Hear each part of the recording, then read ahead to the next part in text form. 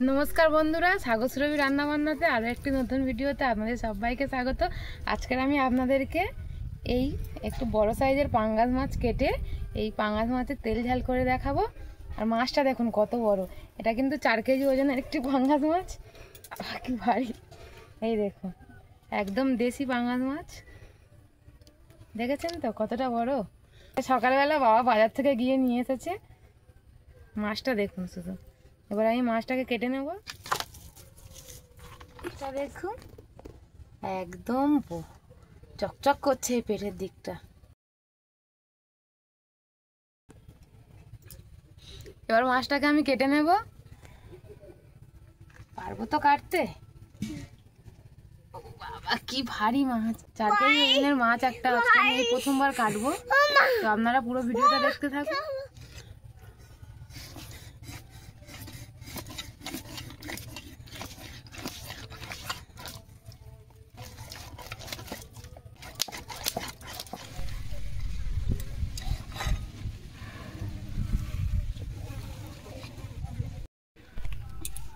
মাছটা আমি কাটতে পারছিলাম না, সেই জন্য বাবা কেটে দিচ্ছে।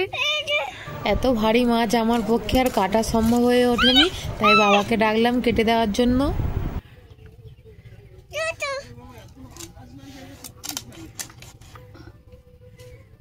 আম কম হয়, খাসি মেরেছে পুরো খাসি। হ্যাঁ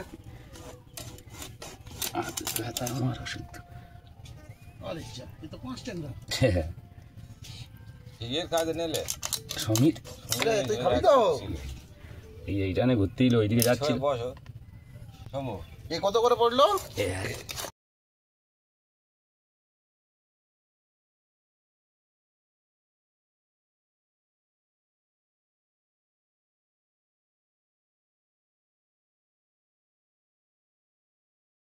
মাছ খাবে তো? আচ্ছা বসো বসো বসো বসো বসো, আমি কিছু বলবো না, বসো। কাঁটা খুব শক্ত, বসো।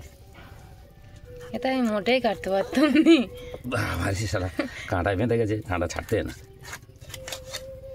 আর একটা সাইড কেটে বার করো না, অত বড় ইয়ে করছো কেন? সাইড কাটবো? হ্যাঁ সাইড কেটে বার করো। হ্যাঁ হ্যাঁ, এক সাইড থেকে কাটো। এক সাইড কেটে এটা বার করো না, তাহলে ওটা কাটতে সুবিধা হবে। ভালো পুকুরে মাছ হলে গ্যাস গন্ধ হবে না।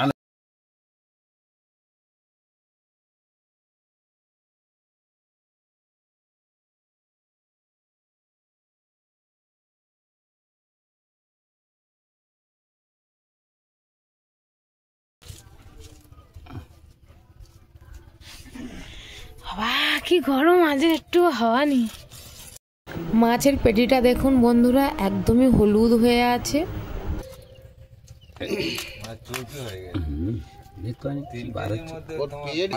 পেট একদম হলুদ হয়ে আছে, পেটিগুলো শুধু তেল জ্যাপ জ্যাপ করছে একদম। এই তেলেই রান্না হয়ে যাবে, তেল দিতে লাগবে না।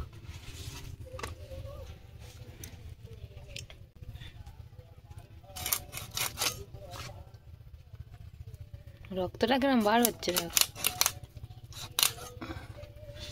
এরকম থাক, হ্যাঁ নাটা ফাটবো না না, আর একটা ফাটাও। পিছন থেকে একটা কেটে নাও আগে। ওই সরু দিকটা হয়ে গেছে, সরু দিকটা থেকে এটাকে দুটো বার করে নাও।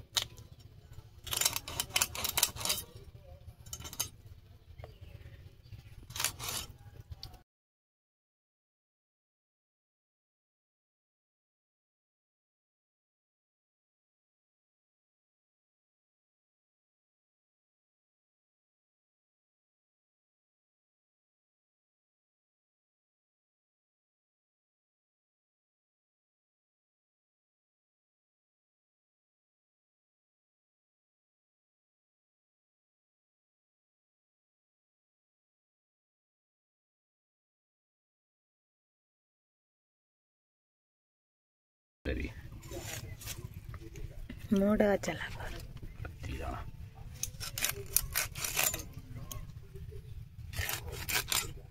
বড়ি ধারও আছে। বড়িটা ধার হেভি, শুধু ছোট মোটি বলে ওই জন্য কাটতে চাই। এটা দাগ কেটে দিচ্ছি। মাছগুলো সব কাটা হয়ে গেছে, আর দেখুন কত মাছ হয়েছে, পুরো এক চুবড়ি। এখন আমি মাছগুলোকে খুব ভালোভাবে ধুয়ে নেব। এই যে দেখুন বন্ধুরা, মাছগুলো আমি খুব ভালোভাবে ধুয়ে নিয়ে এসেছি। আর মাছে থেকে কতটা তেল বেরিয়েছে দেখুন। এই দেখুন পুরো 1 কোটোর তেল বেরিয়েছে। যেহেতু মাছটা অনেকটা বড় ছিল তো অনেকটাই তেল বেরিয়েছে। তো এই তেলটা বেগুন দিয়ে তেল চচ্চড়ি খেতে খুব ভালো লাগে। আর এতগুলো মাছ তো আমাদের রান্না হবে না, তো আমি কিছু মাছ রেখে দেবো আর কিছু মাছ যেগুলো রান্না হবে সেগুলো নিয়ে নেব। মাছগুলো তো আমি ধুয়ে নিয়ে চলে এসেছি, আপনারা তো দেখলেনই। আর এখানে আমি পাঙ্গাস মাছের তেল ঝালটা বানানোর জন্য কী কী মশলা নিয়েছি আপনাদেরকে একবার বলে দিচ্ছি। এখানে আছে টমেটো কুচি, পেঁয়াজ কুচি, আর এটা হলো জিরে সর্ষে আর ধনে একসঙ্গে বাটা, আদা রসুন আর শুকনো লঙ্কা একসঙ্গে বাটা, আর এটা হলো গরম মশলা গুঁড়ো, আর এখানে আছে হলুদ গুঁড়ো, নুন আর গোটা গরম মশলা। তো এখানে আমি মাছগুলো নিয়ে নিয়েছি, আমাদের আজকের এই মাছগুলো রান্না হবে। তো মাছগুলোকে আমি খুব ভালোভাবে নুন হলুদ মাখিয়ে নেব। প্রথমে দিয়ে দেবো পরিমাণ মতো নুন,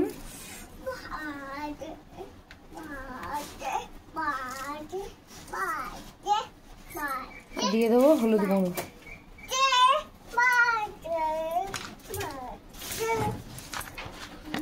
তার সঙ্গে দিয়ে দেবো অল্প একটু সরষের তেল। যেহেতু এটা পাঙ্গাস মাছ খুব ফাটে তেলে দিলে, প্রচণ্ড তেল ছিটকোয়, তো আগে থাকতে এরকম সরষের তেল মাখিয়ে নিলে তেলটা ছিটকোয় না।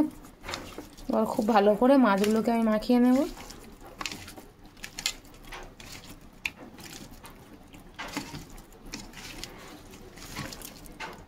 এই যে দেখুন মাছগুলোকে আমি খুব ভালোভাবে মাখিয়ে নিয়েছি হলুদ। এবার মাছগুলোকে আমি ভেজে নেব। এটা আমার খুব ভালোভাবে গরম হয়ে গেছে, এবার আমি এর মধ্যে তেল দিয়ে দিচ্ছি। আমি আজকে সরষের তেলে মাছগুলোকে ভাজবো। আর তেলটা আমি খুব একটা বেশি দিইনি, কারণ এটা তৈলাক্ত মাছ, এই মাছ থেকেও অনেকটা তেল বেরোবে। তো অল্প পরিমাণে একটু তেল দিয়ে দিয়েছি। তেলটা এবার খুব ভালোভাবে আমি গরম করে নেব। তেল থেকে ধোঁয়া ওঠা পর্যন্ত তেলটাকে গরম করে নেব। ধোঁয়া ওঠা শুরু হয়ে গেছে, এবার আমি মাছগুলোকে দিয়ে দেবো।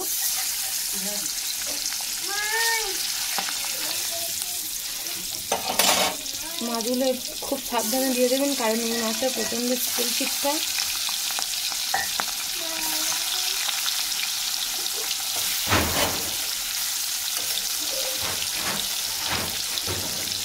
এবার এই মাছটাকে খুব ভালোভাবে লাল লালভাবে ভেজে নেব।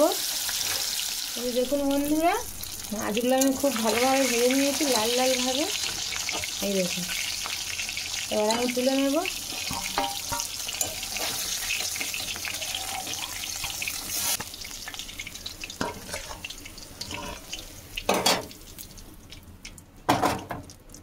এইভাবে আমি সব মাছগুলোকে ভেজে নেব।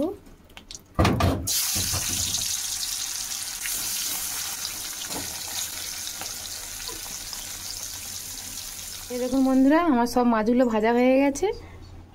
মাছ ভাজতে গিয়ে দেখুন কতটা তেল বেরিয়েছে। আমি কিন্তু এর থেকে কম তেল দিয়েছিলাম। আর আজকের এই তেলেই আমি মাছের ঝালটা তৈরি করব। এর মধ্যে গোটা গরম মশলাটা দিয়ে দেবো।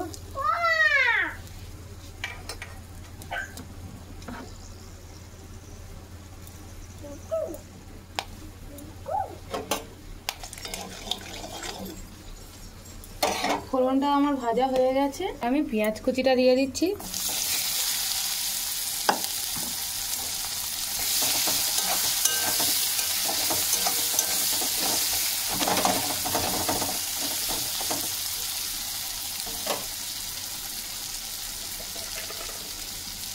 আর ওই পেঁয়াজ কুচির উপরেই দিয়ে দিচ্ছি আমি আদা রসুন আর শুকনো লঙ্কা বাটাটা। এটা পেঁয়াজ কুচির সঙ্গে আমি ভালোভাবে ভেজে নেব। এইরকমভাবে আদা রসুন বাটাটা দিলে পেঁয়াজগুলো আর গলে যাবে না, সবগুলোই গোটা গোটা থাকবে। তো এবার খুব ভালো করে এগুলোকে আমি ভেজে নেব। এই দেখুন বন্ধুরা, আমি রসুনটাকে খুব ভালোভাবে ভেজে নিয়েছি, আর মশলাটা থেকে তেলও ছেড়ে দিয়েছে। আর কিন্তু দেখুন এখানে পেঁয়াজগুলো এখনও গোটা গোটা আছে। এবার আমি এর মধ্যে মশলা দিয়ে দেবো হলুদ গুঁড়ো, নুন। এটাকে আরও খুব ভালোভাবে আমি কষিয়ে নেব।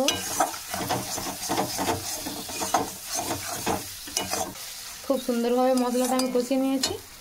এবার এর মধ্যে দিয়ে দেবো টমেটো কুচি। টমেটো কুচিটা গলে যাওয়া পর্যন্ত আমি খুব ভালোভাবে কষিয়ে নেব।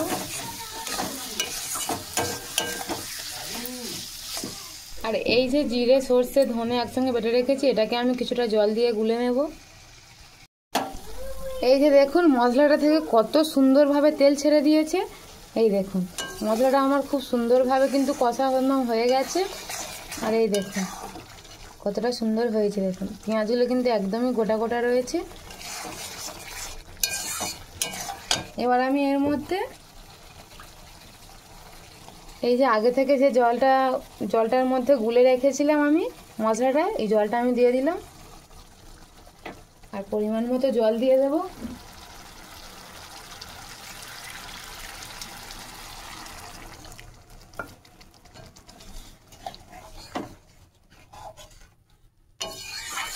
মাছের ঝালটা আমি একটু গ্রেভি গ্রেভি করবো, সেই জন্য অল্প পরিমাণে জল দিয়ে দিয়েছি।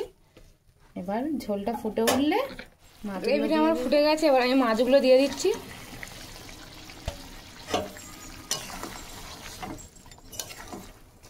এবার এটাকে 5 মিনিট আমি ফুটিয়ে নেব। তরকারিটা আমার হয়ে গেছে। এবার আমি এর মধ্যে গরম মশলা গুঁড়োটা দিয়ে দিচ্ছি, দিয়ে খুব ভালোভাবে মিশিয়ে নেব। আর তরকারিটা দেখুন কতটা সুন্দর হয়েছে, কালারটাও দেখুন।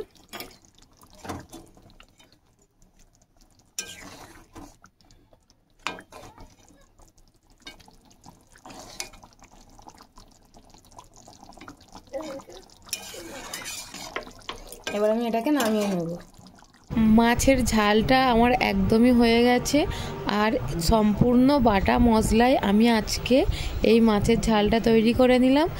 এই রকম গরমে কিন্তু বাটা মশলার তরকারি খেলে পেটের খুব একটা ক্ষতি হবে বলে আমার মনে হয় না। আর এই ঝালটা কিন্তু গরম ভাত দিয়ে খেতে খুবই ভালো লাগে। অবশ্যই আপনারা একবার বাড়িতে বানিয়ে দেখবেন, না বানালে কিন্তু আপনারা বুঝতেই পারবেন না এতটা সুন্দর লাগে খেতে। কতটা সুন্দর দেখতে হয়েছে দেখুন। আমি কিন্তু কোনো রকম কাশ্মীরি রেড চিলি পাউডার ব্যবহার না করেও কালারটা কতটা সুন্দর হয়েছে। তো আমার আজকের ভিডিওটা এই পর্যন্ত, দেখা হচ্ছে পরের একটি নতুন ভিডিওতে।